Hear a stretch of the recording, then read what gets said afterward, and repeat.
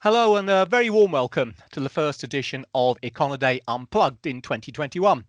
It's Thursday, the 7th of January, and on behalf of everyone here at Econoday, a very happy, healthy, and hopefully profitable new year to one and all. It's a full crew today, so we Mark Pender across the pond stateside, Brian Jackson's in Sydney, and I'm Jeremy Hawkins in London. Well, 2020 was certainly a turbulent affair and a year that most will be happy to see confined to the history books. Sadly, as we start the new year, coronavirus infection rates remain alarmingly high in many countries, and containment measures will continue to pose a significant threat to economic activity for at least a while yet. That said, crucially, the arrival of a number of COVID-19 vaccines promises a much more optimistic 2021 in general and should ensure that the virus doesn't dominate capital markets trading as it did for so much of last year. In which case then, what are the other issues most likely to feature amongst the market movers and shakers over the coming months and quarters?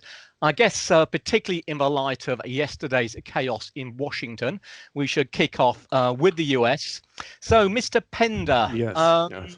new presidency under Joe Biden. We've just seen the yield on US Treasuries climb, well above the 1% mark for the first time in 9 months or so. I mean, is it right to assume we're in for a major expansion of US fiscal policy? And what else should we be looking out for?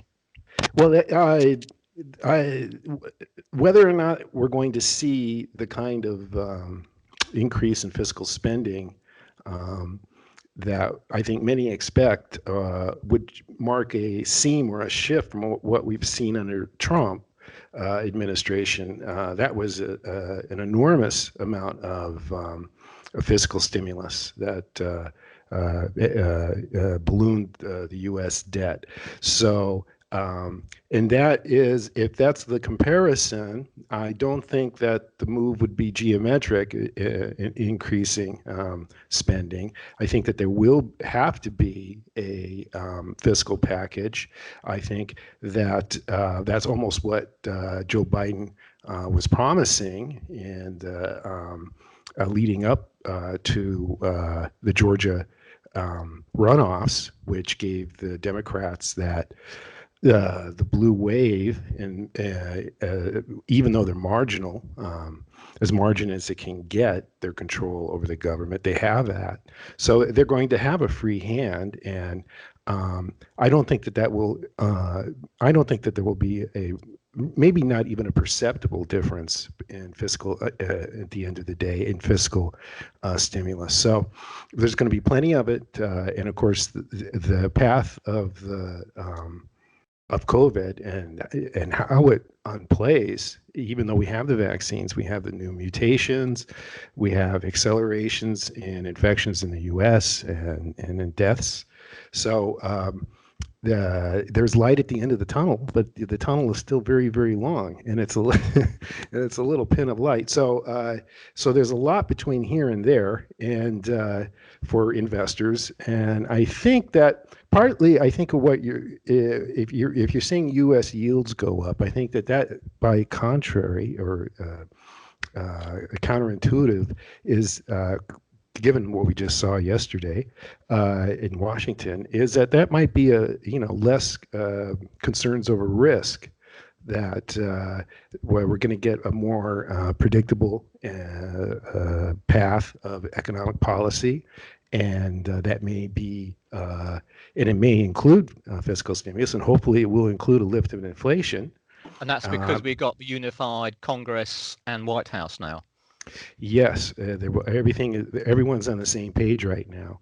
Okay. So, right. Next question then. Sorry, without wishing to interrupt, but so we've seen equity markets continuing to fly. We've seen bond yields going up as well. What about the mix? I mean, not so very long ago, probably the idea of the Democrats taking a full sweep, the equity markets were being distinctly nervous because prospect of potentially more regulation for, especially these days, for the tech stocks which have done so well, increased consumer protectionism, so on and so forth. And yet that doesn't seem to be having any impact whatsoever at the moment. So why do you think equity markets are still going up? Central bank monetary policy, low interest rates, pumping liquidity. It has to go somewhere. We're seeing Bitcoin just shoot through the roof.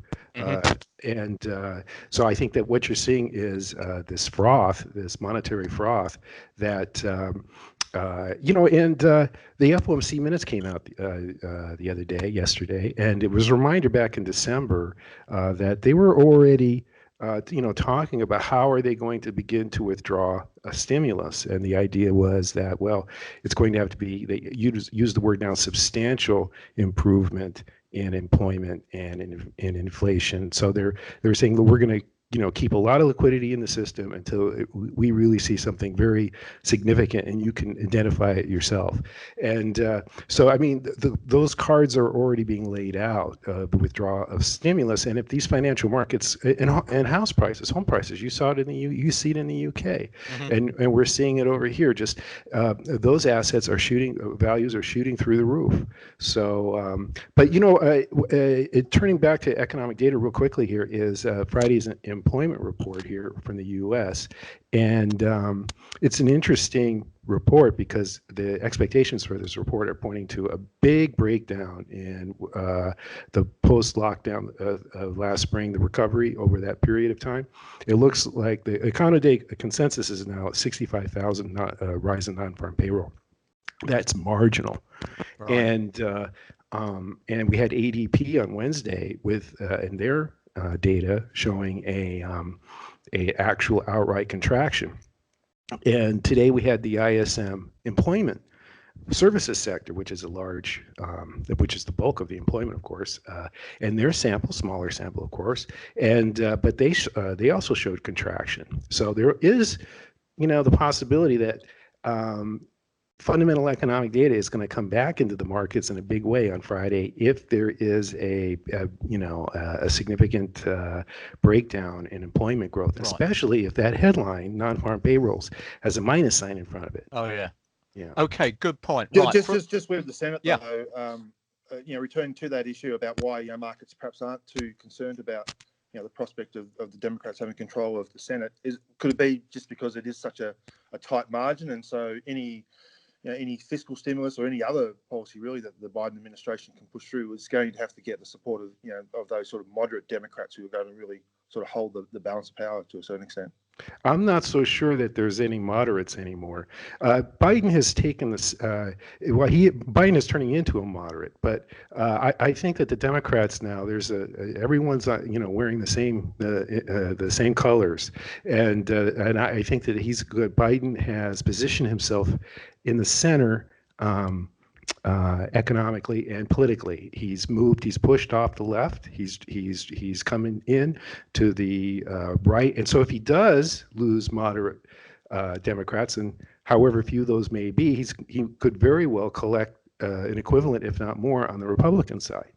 So I think that it's going to be, I think, Biden's going to be able to play out this the way he wants to play it out, and I think he's going to want to play it out in a very moderate and from the center position. Okay, so I don't want to spend too long on politics, obviously, because we're supposed to be talking economics, but it's quite a fascinating time, clearly. Yeah. As I mentioned, obviously, so the Democrats got the House, the Senate, and the presidency, but they don't have the Supreme Court. Now, as an outsider, how important is it, the fact that basically Republicans can do whatever they want from the Supreme Court itself? Is that going to be relevant to how policy is formulated in 2021? I don't think for economics at all. And these are big social issues that the Supreme Court does its daily business dealing with issues between the states and social issues and those kinds of things. But as far as like broad economic policy, it's not going to be that meaningful. And in any case, part of what we've seen played out was the Supreme Court into throwing out or not wanting to hear two important cases on Trump's appeals. Right. But I don't think that the Supreme Court. I think that that what we have now is kind of an unusual thing, even though it is by the thinnest margin. And the first day Biden gets in there, I don't want to go into politics, but the first day he gets in there, he has to try to think about the elections in 2 years because his margins are so thin, right? So I mean, Boris Johnson doesn't have to worry about that. He has a huge margin. So, but it's different over here. Yeah.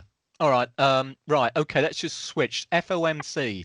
We've got a new makeup with the usual regional rotation, and if I remember rightly, we have a new face, Christopher Waller, sworn in as Fed governor. Was it last month? If I remember rightly. Any implications there for what might happen to quantitative easing or U.S. interest rates?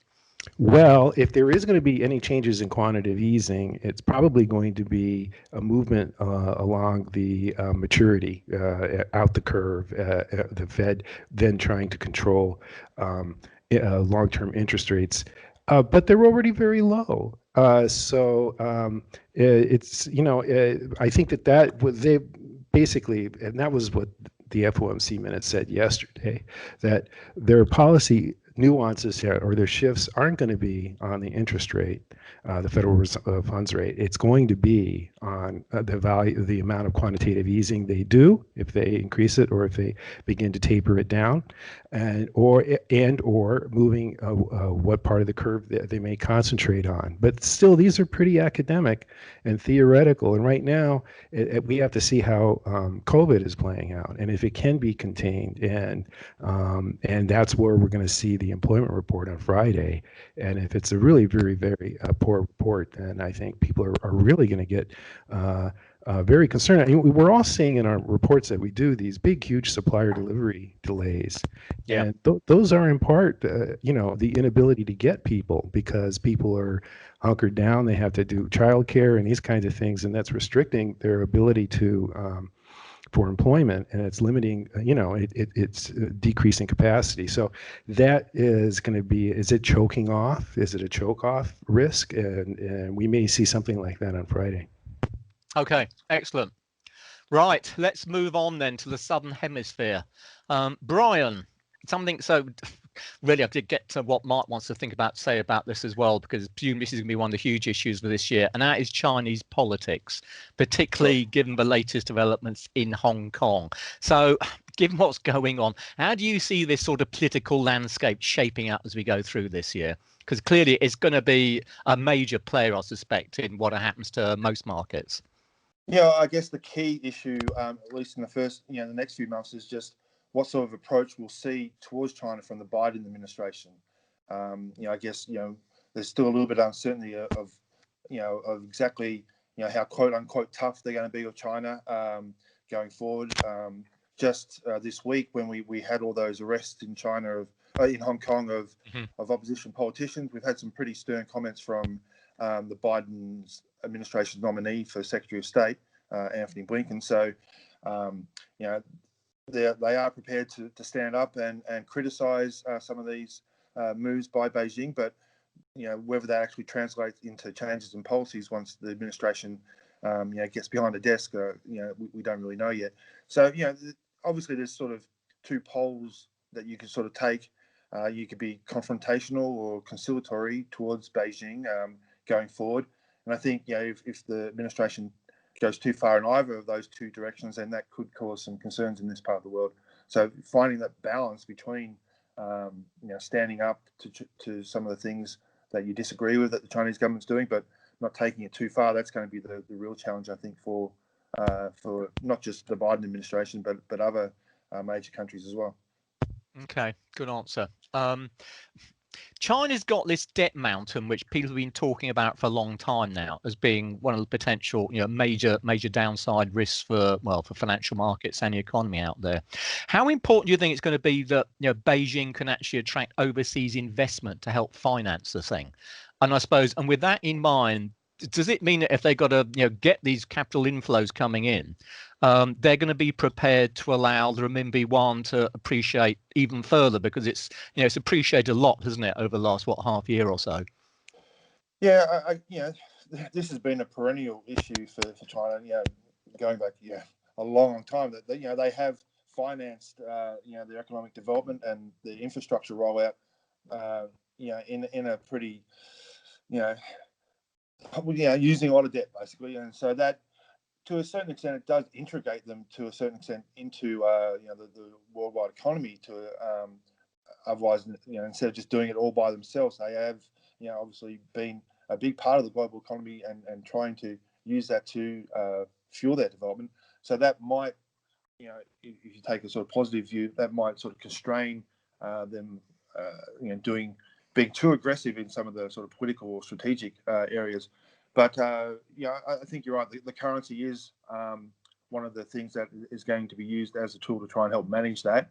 And they do have a long-term policy of trying to strengthen and develop the use of the yuan as a global currency. And again, that might guide some of their political and strategic choices. Okay, Philip. Mark, just going back to you. You've just reported today a shocking great US trade deficit. What do you think the Biden administration's attitude will be towards trade with China? Is he going to be anything like as hardline as the Trump administration? Is it going to be softer, or what do you think?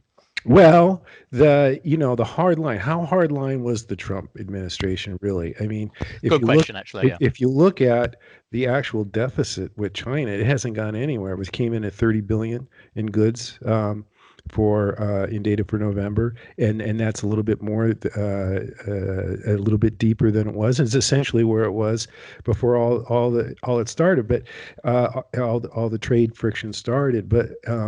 What it has hurt over in the Trump administration's in this whole trade friction thing was demand for U.S. exports. So the importing consumer goods is still the thing that U.S. Loves to do. I was looking at the numbers. I think it was like $40 billion or it was a $60 billion in consumer products.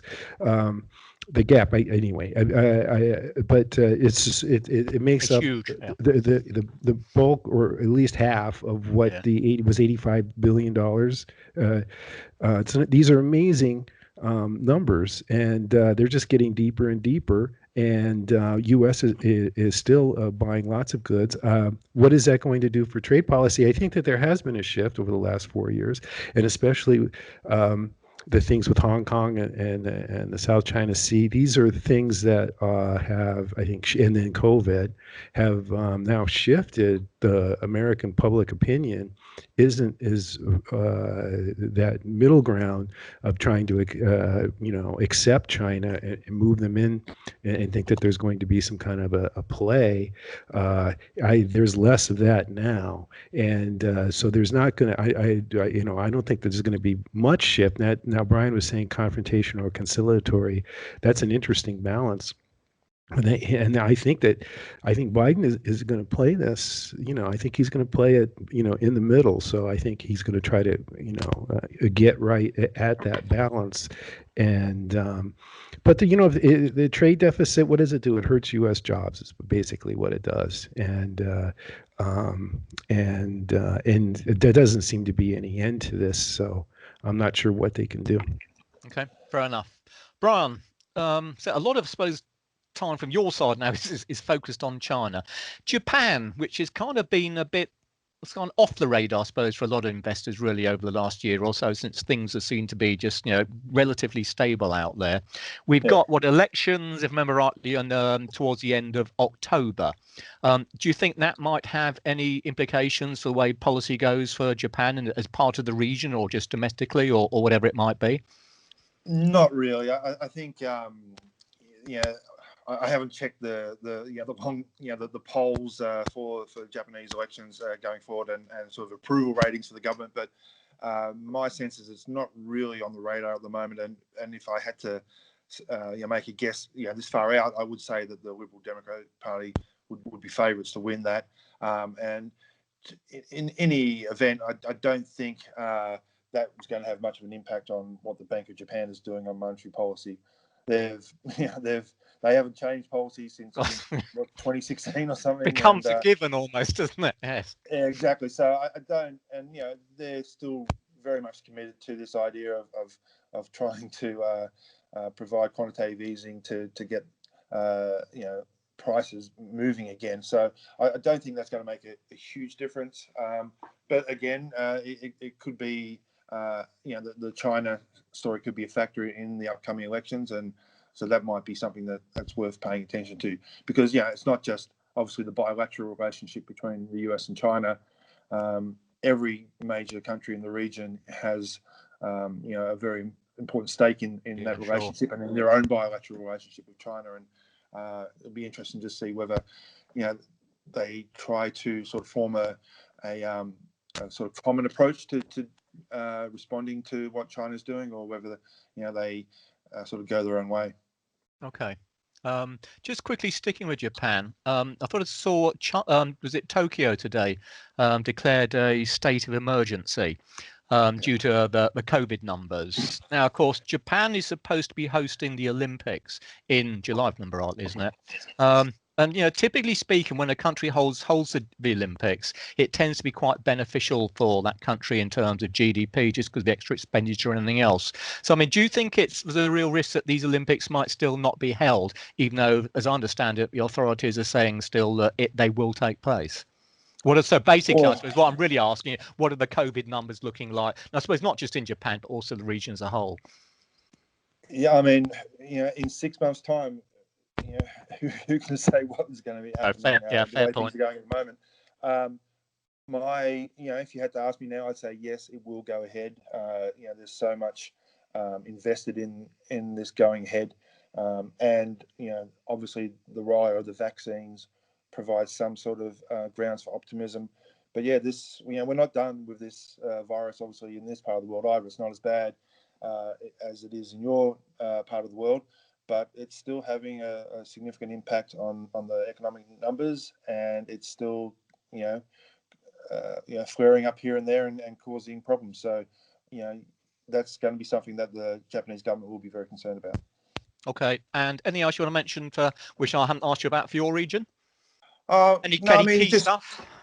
No, just in general, as I said, we're talking about some of the other situations, but the other trends and themes to emerge for 2021. But we are still in the thick of the virus having an impact on the economic numbers and on policy. And I think for the foreseeable future, we're still going to have this highly accommodative policy across the region here. Okay, fair enough. Okay then, so across to my part of the world, and I suppose, well, just following on from Brian, COVID is quite clearly, unfortunately, still the major issue here. And I suppose really on a warning note, the worrying aspect is that most governments, I guess this isn't just true of Europe either, but particularly true of Europe, are falling behind in their vaccine delivery targets. And there's been a lot of political pressure coming through on governments to try and step up the actual the distribution of the vaccines in order to try and meet the sort of the targets they have for inoculating people. Anyway, putting that on one side, I guess one of the big issues for Europe in 2021 is going to be what happens to this new post-Brexit trading relationship between the European and the UK. We did finally get this trade deal agreed on Christmas Eve. So what, just 6 days or so before the end of the transition period. That's been taken positively by financial markets, although it's got to be said, I think, from the way notably the pound's been trading over the last several months, the expectation in the market, despite the fact it was so close to the wire, was that there would be some sort of deal agreed. And on the whole, it's been taken relatively well, but taken ultimately is no great surprise. But the real issues here, I suppose, of course, is what is going to happen as we go forward. Yes, we have a deal on goods trade, which means that there won't be any quotas or tariffs implemented on exports or imports between the two regions. And that's obviously good news for the economies on both sides. The bad news is, though, there's nothing at all to do with what's happening to the service side of the economy. And crucially for the likes of the UK, what's going to happen to financial services. Now, talks on that particular issue started this week. It sounds like they're hoping to come out with some kind of agreement on this at some point in March. Although given their previous timetables, who knows what's going to happen there. But if they can't get some kind of agreement, then there is going to have major financial implications for the way markets operate in the UK and, of course, in the Eurozone as well. Now, from what the Bank of England was saying earlier on this week, it sounds as if they're expecting what they call a memorandum of understanding on financial services to be produced by spring. But what the UK certainly wants is some kind of some kind of chance of EU granting what they call regulatory equivalence to the UK, which effectively would allow British institutions to continue to operate within the European markets as they have in the past. But it looks as if that's still going to be somewhat unlikely. So I think the bottom line to all this is there's still a lot of uncertainty surrounding what the final shape of the Brexit trade deal the overall Brexit trade deal, so goods and services, is going to look like as we go through 2021, which at least keeps the door open to plenty of potential volatility. And one of the knock-on effects, I suppose, which is worth bearing in mind, it may or may not come to fruition this year, but something to on the back burner. Part of the UK which is none too chuffed about recent developments, of course, is Scotland, which voted to remain part of, well, I say voted, wanted to remain part of the European Union, was extremely unhappy with the decision to actually go ahead with Brexit. Scotland holds its regional parliamentary elections on May the 6th. The Scottish National Party is currently so far ahead in polls that it could actually sweep the entire vote. If that were the case, then inevitably that's going to increase pressure from the Scottish Natch for a second referendum on independence. Westminster's view at the moment, and Westminster has to give the okay to this, is that Scotland can't have another referendum for at least a couple of decades or so. But if they were to win a complete blanket sweep in these elections in early May, then it may make it very difficult for London Parliament not to give them a nod. If they vote for independence, of course, then that really is going to put right cat amongst the pigeons in terms of what's going to happen to the UK as we go through the rest of the year. So it's certainly something I think to keep an eye on as we go through 2021. What else we got? Can I ask a question? How big is Scotland in Britain economically? What proportions? Off the top of my head, I suppose we're probably talking something about 15 to 20%, something like that. So it's not massively big, but the trouble is so it's kind of like by coincidence, roughly the same size as Britain was to Europe. Yeah, getting something like that, I guess. Yeah, it's true. But the problem becomes if the Scots were to pull away, then does that mean that the Wales would pull away as well? Perhaps even Northern Ireland wants some kind of independence. It all starts getting very messy. I must say politically it's extremely complicated because Scotland would have to, they'd want to rejoin the European Union, but supposedly they'd still be using the British pound, and how on the earth do you rejoin the European Union when you don't actually have your own currency? So it's extremely complicated, but it's something which certainly investors will become, I think, very concerned upon if it looked like Scotland were going to be granted independence at some point. But economically, Wales isn't too big, right? No, Wales is even smaller. But Northern Ireland has a manufacturing base, right? It does. I mean, again, Northern Ireland is relatively small compared to the rest of Britain, anyway. But and it's a bit like the European Union. Anything which suggests that there's going to be some kind of fragmentation taking place automatically gets investors nervous, and they start moving elsewhere. And that's why, as we've talked about in the podcast in the past, that a Brexit need not necessarily just be a bad thing for the UK, but it's potentially bad for Europe as well, simply because both trading sides are losing a major trading partner, and with no deal at all, it would have been extremely bad because it's going to hit growth. As it is, I think most forecasts now, even with this trade deal on goods, expect longer term growth projections or longer term growth profiles for the European Union and the UK to be at least significantly lower than it would have been if we'd continued to operate on the complete free trade basis that we've had for so long. Have we seen in the UK trade data, the shift in sort of the relative importance of different trading partners sort of over the last 12 months or so? I've got to say, no. I mean, I have to stick my hand up and say that UK trade numbers at the moment are horrendous. They swing about all over the place. It's been a huge problem for the Office of National Statistics, the stats guys over here, trying to compile these numbers. And it's got to the stage now whereby, go back sort of 20 years or so, when if the US had a big deficit or bigger deficit on trade than expected, the dollar would go down. And exactly the same sort of thing for the pound. Investors currently almost ignore the UK trade figures just because they're so volatile, and they get revised by massive amounts. But I think looking at the numbers for what they're worth at this time, no. I think you've got to say that the EU is still by far and away the most important trading bloc as far as the UK is concerned. And despite the fact that they've got a trade agreement with Japan and one with Singapore, the export markets for the UK there are so small that it's still relatively peanuts compared to what they do with the rest of the European Union. So how this all pans out in the fullness of time, there may well have to be some structural shifts, but it's certainly not going to come about in a hurry. Okay, other bits I should say from what's going on in Europe. Just I suppose I should mention with regard to what Brian was talking about earlier about the political side. EU and China, for anyone who missed it, actually agreed a long-awaited investment deal just a few days ago. This thing's taken about 7 years of talks to get anywhere with. It really just suggests kind of bringing about an even a level playing field between investors going into China and China going into the European Union.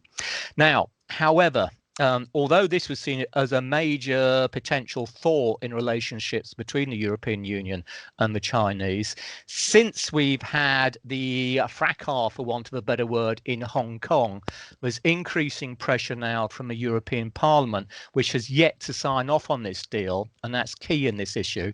The European Commission's agreed this deal, but the European Parliament actually hasn't done so far.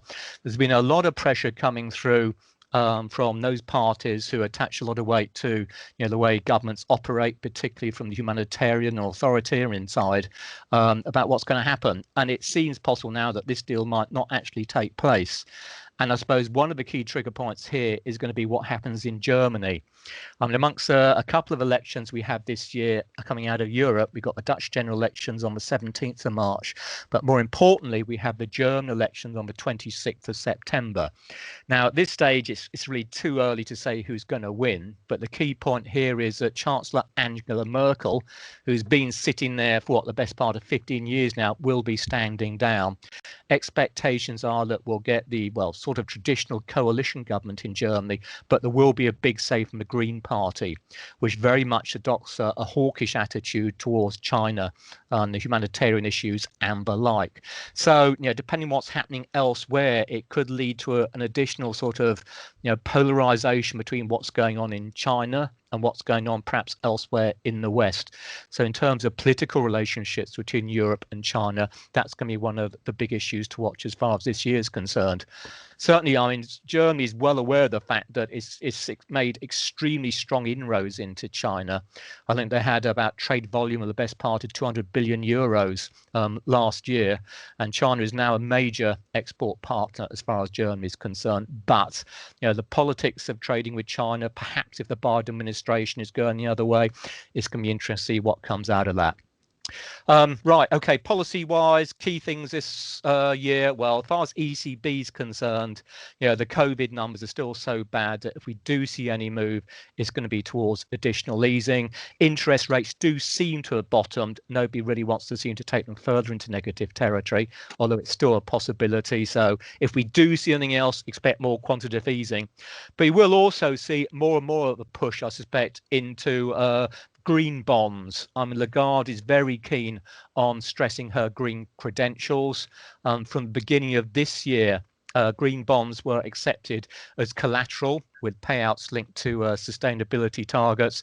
They're also included in asset purchase schemes, and we're probably going to see more and more of that as the part of their corporate bond purchase program as we go through 2021. So, green related companies potentially stand to outperform as we go through this year. We'll also get the long awaited sort of structural policy review from the European Central Bank. That was originally timetabled for the end of this year, but courtesy of coronavirus, it's been delayed. I think the current timetable is the middle of this year. And what's going to happen there? We've already seen the changes coming out from the Fed, moving towards average inflation targeting. And there's a fair amount of speculation that we could see something happening to the ECB as well. If you remember, we had this somewhat strange target of close to but below 2% is the target for inflation for the ECB. That's expected to be moved to a clear 2% target, but a symmetric target. So again, that effectively means average inflation targeting. So periods of significant undershooting of that target should be followed by significant overshooting, which of course means that interest rates can remain that much lower for that much longer. Jeremy, but it's all going to turn on COVID. We haven't really talked about COVID here, but you're in a lockdown in the UK, and that can't be good for the first quarter. And the U.S. isn't seeing that level of restrictions. So, what is your outlook for the U.K. First quarter? How big and severe are the outlooks in Europe underway? Are they more severe than they were in November and December? Yeah, I mean, it's a good question. I was hoping really at this stage we wouldn't have to be talking about COVID still, but quite clearly, it is still really one of the key factors for the first quarter. I think it's fair to say as far as first quarter, well, not just UK, but Europe as a whole is concerned, the economic numbers are going to be bad. For the UK, as you mentioned, we've gone into a hard lockdown. Where are we? As of last week, that's expected to go through until at least the middle of February, possibly through to March. In other words, we're effectively talking about the whole first quarter. Germany recently came out and extended its lockdown through until at least the end of January. And again, that may well be extended into February. France is currently considering a third lockdown because the numbers are still too high. So if you put it all together, I think economies have adjusted and businesses have adjusted in such a way as a result of the first COVID wave that this hit from the lockdowns shouldn't be as bad. Nonetheless, what about the lower income households? How are they going to pay their rent? How are they going to get food? That kind of thing.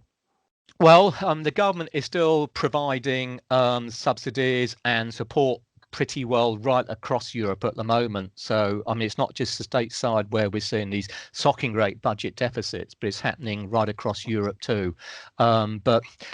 And obviously we got the standard issues like unemployment pay and things like that. But the bottom line is it's going to lead to, I suspect, a very poor period for European growth. We know that, I say we know, it seems pretty sure that fourth quarter growth in the UK and in continental Europe will be negative. It wouldn't surprise you now if we get another negative coming for the first quarter as well. If it's positive, then it's going to be very weak. So now let's talk about Asia. Brian, now Japan, are they going to be in contraction in the first quarter? Is China the global exception here? Are they just going to? Is their recovery just going to continue? I think if you look at the PMI numbers that we've had this week, obviously that relates to the end of the year in December. They're showing still pretty solid growth in both the manufacturing services sector in China, and so going forward, I'd expect that to continue. Still sort of having a little bit of expansion as they're not having the same issues right now with the virus. But elsewhere across the region, it's still going to be having a pretty big impact on the numbers. We did see in particular, the PMI for Hong Kong moved sharply back into contraction. It had been sort of clawing its way out for several months and just got to that sort of 50 level, and then it's just dropped straight back down to around that 43 level. And so, and obviously that to a certain extent is caused by the fact that, so much of the region is exposed to external demand. And so what's happening in Europe in particular has really undercut some of that export-led growth that we were hoping to get. Okay, let me ask a more general question now. Inflation. And there are quite clearly two very different views on this at the moment, I think, from the market perspective amongst forecasters and everybody else, really. One is that we're already, the global economy is really showing signs of, suffering some bottlenecks. So if you look at things like, the price of copper, it's up, 25% or so since the start of last year. We had this big increase in imports, which is causing havoc at a number of the world's ports, particularly in the likes of the UK. And even the oil market's made some kind of comeback. But then there's a view that, as a result of this pandemic, and changes in work practices and everything else, it may actually lead to an increased period of productivity growth, which will actually help to dampen low inflationary pressures already. So in terms of your various regions, I mean, what do you think is going to happen to inflation over the next year or so? Have we now bottomed and we're going to start moving up, or are we still in this period of, well, low or even negative inflation rates? Mark, your side first. Well, now I'm going to come right back. You had the European harmonized inflation report, consumer report. Right? I looked at the graph. It's been 4 months in a row, but minus what? Minus, yep. 0.3 or something, and then narrow gauge 4 months in a row at 0.2. Yep. I mean, and that's the year-on-year rate, I think, right? That's So, exactly that. so that's not any life, but we are seeing in the different reports, the survey reports, which ask about input costs and things. We're seeing a lot of big numbers for these indexes, and I think that's also tied to supplier deliveries and those kinds of things, But at the same time, a lot of these reports are saying the firms aren't passing those on to the pass through isn't really happening. And well, we want to, they say, well, they're trying to keep their customers, market share and that kind of thing. But can they pass these price increases along? And I guess that's ultimately what the question is. And certainly Jerome Powell doesn't think that they're going to be able to. And when will we see any kind of substantial increase in inflation, acceleration in inflation? And we're not seeing it. We're seeing it in house prices. We're seeing it in the financial markets, but we're not seeing it in goods and services. And if these markets, I mean, can it fly forever? I mean, the housing bubble 12 years ago, in the U.S., it was a disaster. The house prices went down by 20%, and that created a huge economic dislocations and financial dislocations. So if we get that again, that'll be even more deflationary. So I wouldn't say policymakers here are not concerned about inflation over the next year. Fair enough. Right, your side, Brian. Yeah, I don't think it's a really big issue for policymakers here as well. At least, looking over the next 6 to 9 months. Once we get towards the end of the year, maybe some of the year-on-year comparisons might start to shift things. But it's pretty. If you look at underlying measures of inflation right across the region, they're pretty stable and low. You've got a bit of volatility in the headline numbers in both China and India, but that's mainly reflecting swings in food prices. Given that food is such a big part of the CPI baskets for those two countries relative to sort of other countries, so yeah, it's not really on the radar at the moment. Okay, fair enough. I must say, to be honest, I think tend to agree with the same sort of thing in Europe, as Mark's already mentioned. I mean, the numbers, particularly out of continental Europe, remain extremely low indeed, and the core measures have been flatter record lows now for the last 4 weeks, last 4 months or so. I suppose it's worthwhile remembering some of the European numbers are being biased down at the moment by some of the changes to VAT, particularly out of Germany. The German rate cut was reversed at the beginning of this year, so we will see some slightly higher headline inflation figures over the course of the next few months, but they still look like they're going to remain extremely low compared to various targets which are doing the rounds. So it's going to be interesting because we've seen some of these yield curves steepen, and partly I think due to looking at the financial base measures of inflation expectations, notably stateside, where they moved up above the sort of a 2% type area. I mean, if they're going to be right, then presume these yield curves should should continue to steepen, because we all seem to think that your short-term interest rates are going to stay down. But inflation really does stay low, then who knows? Perhaps expectations in the market for these steeper curves are going to prove a little bit premature. Right, one perhaps last thing, unless anybody else has got anything they particularly want to talk about before we end this, because we've been prattling on for quite a while now. I just want to talk about the FX markets. It's kind of a strange world at the moment, because I guess we're in this kind of period whereby markets are convinced that because we've got this vaccine, everything is going to come all right at the end of the day. And in that kind of market, we're talking about a risk on scenario.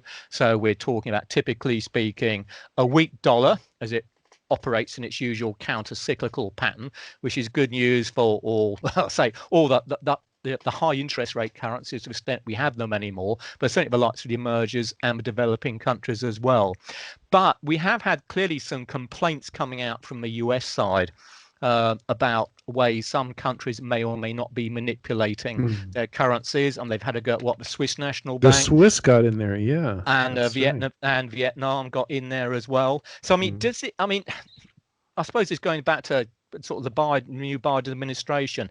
Is the dollar, do you think, going to be more important under a Biden administration, or is it still something that they talk about but it just does its own thing?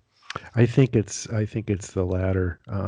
I don't think they'll be focused too much. I think that what we saw with the dollar policy or the currency accusations of currency manipulation, they can pick that, when they want to, and they're, it's arbitrary, the levels of currency moves relative to trade levels that these determinations are made by. So it's a very political decision, and I don't think it's going to be. I don't think they want the dollar to be a significant issue. It's considered, the global reserve currency, and there's going to be demand for it. What do you think about? But also, what about Bitcoin? Several years back, I remember when Yellen was giving a press conference. Bitcoin was going through the roof, and all the questions were about Bitcoin. What's the Fed going to do about Bitcoin? And she kind of nodded her head or shrugged her shoulders or whatever, and it's like nothing. And it really did turn out to nothing. But is it coming back now?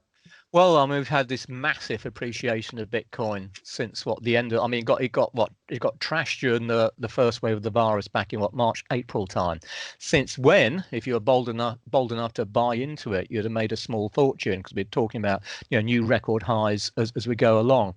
I suppose, I mean, I've got no idea where Bitcoin is going to go from here, but I suppose, I mean, it's worth pointing out that central banks generally now are taking the whole issue of cryptocurrencies much more seriously. We've got Canada, the Eurozone, Japan, Sweden, Switzerland, UK. They're all been looking into it with a view to potentially introducing some kind of central bank cryptocurrency. Now, and that's not going to happen, I don't suppose, this year. I think certainly within Europe, anyway, Sweden, which has been leading sort of the Western economies on this front, they're due to come out with some announcement about a possible cryptocurrency from the central bank itself around about towards the back end of 2022. But I mean, that's a good thing or a bad thing, I think, for Bitcoin, because one, it shows that central banks are taking it seriously.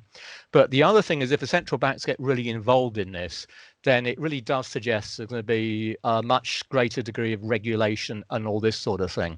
And whether or not we can see the unregulated things like, the Ethereum or Bitcoin moving about like we have over the last several years or so, well, I don't know, that remains to be seen. What about your side, Brian? Is there much crypto stuff out there? Yeah, not really, unless it's something I might have missed. I'm sure there has been some discussion about it, but it hasn't really been a big theme in this part of the world from a central bank perspective.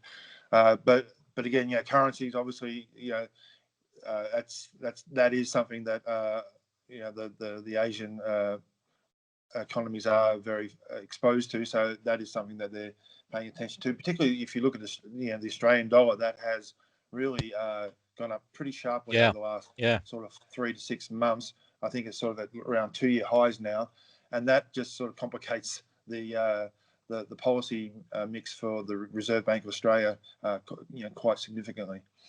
I suppose the interesting scenario here would be that I think by and large markets seem to be relatively negative on the dollar at the moment, because people are looking at this kind of return to a more normal state of affairs, and you can start, taking risk on. If we were to see, let's say, a lousy performance out of Europe this year, which is certainly possible, let's suppose we have some breakdown in communications, whether it might be between the US and the Asia region as a whole, and we start to see markets begin to panic again, and we see a big move back into the dollar, then I suspect you could well see some of these emerging currencies, particularly if the Fed were to start tightening, some of these emerging currencies and the likes of the cryptocurrency, really could get absolutely hammered. So, I mean, there's the thing about the cryptocurrencies. I mean, you can make an awful lot of money out of it, but you can also lose your shirt on it as well. Well, you would think that the acceleration we're seeing in the cryptocurrencies they must be tied to all the liquidity, the monetary policy. Is it just another financial asset that's shooting through the roof? I think you're right. I mean, one of the first questions going back right at the start of this thing is about equity markets. I think the bottom line is there's just so much liquidity sloshing around out there. It simply has to find a home. And when you've got no interest rates of any significance anywhere, what you're going to do, you can take a punt on the equity markets, which people haven't made money. You can also look for alternative assets which move a lot and give you, the volatility to make money, such as cryptocurrencies. But as we were saying earlier, what goes up can also come down just as quickly. Okay, we have been talking for rather a long time on this podcast, but hopefully folks found it interesting. So before we round off, has anyone got any great words of wisdom to finish with? I was hoping that would be quiet. Okay then, suitably enough, I think that probably is it for our look ahead as far as today's concerned. After a year like 2020 and Wednesday's riots in US Congress, well, let's be honest, who knows what will really happen. But whatever does, Econoday will be here throughout to keep you up to date with all the key market moving data and events, courtesy of our global economic calendar. On behalf of Mark, Brian and myself, thanks as always for tuning in. We'll be back next week and we look forward to seeing you then. Bye for now.